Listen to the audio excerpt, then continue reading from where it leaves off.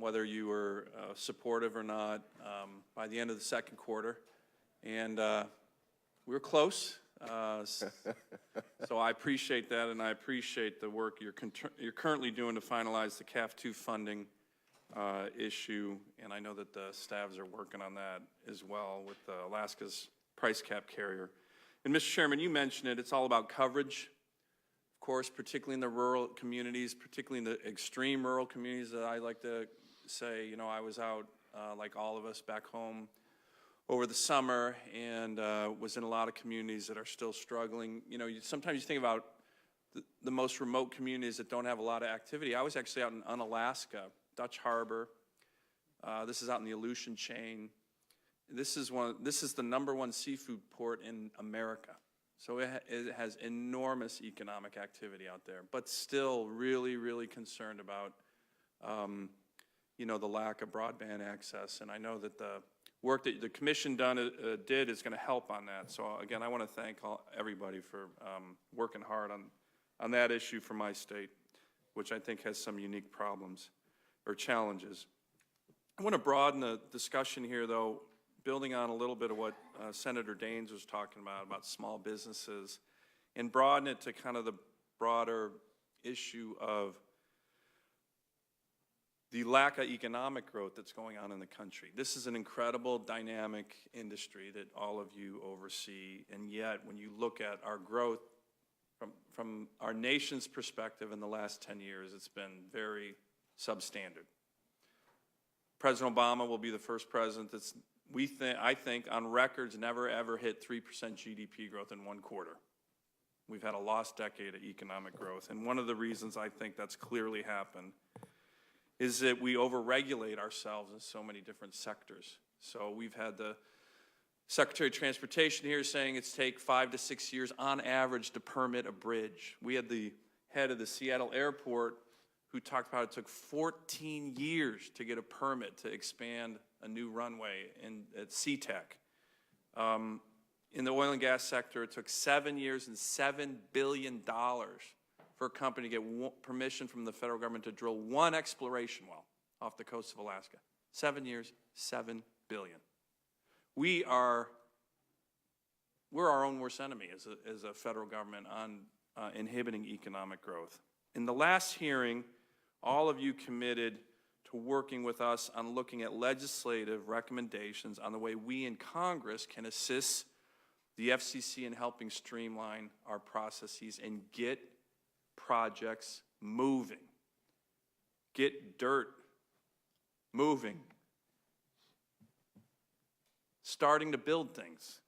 So I offered an amendment on the Mobile Now that would have an application deemed granted if there's a certain amount of time that passes on construction on federal lands. But what I really want to hear just from all the commissioners is on this issue, I know you've been thinking about it a lot, but what are the big issues that we need to help deploy the resources of this very dynamic industry so we can start growing the economy?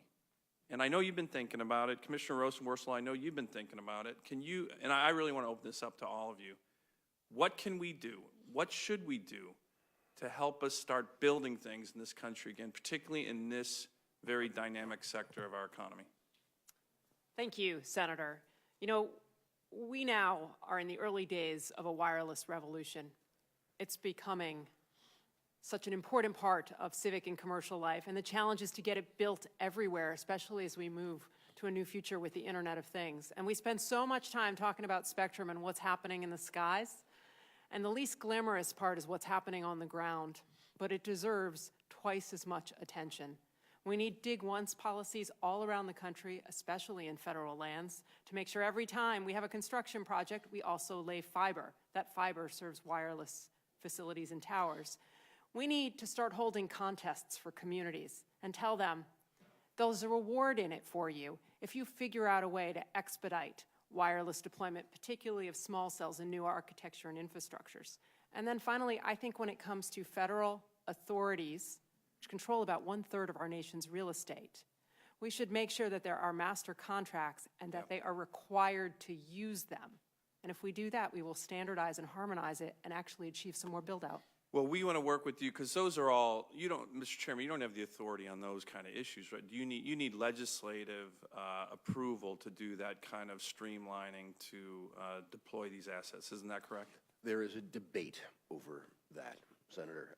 I have been very encouraged to hear my two colleagues today talk about how we have to step up to the question of preemption of on siting issues.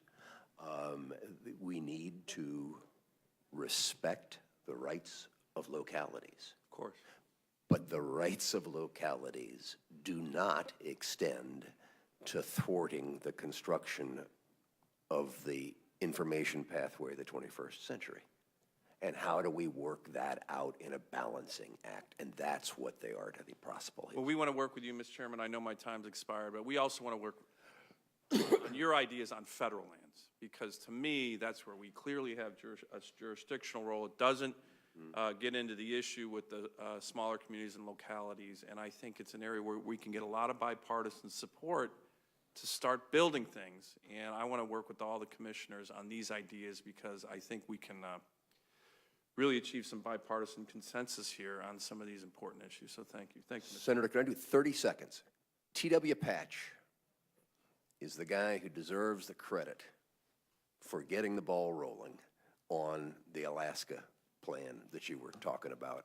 And I just want to make sure that he gets the public recognition. Well, he's a good friend of mine, so I'm glad that you're mentioning this in this hearing, and I'll pass it on. Great. Great. Thank you. Thank you, Senator Sullivan. Senator Udall. Thank you, Chairman Thune, and I know Senator Gardner's not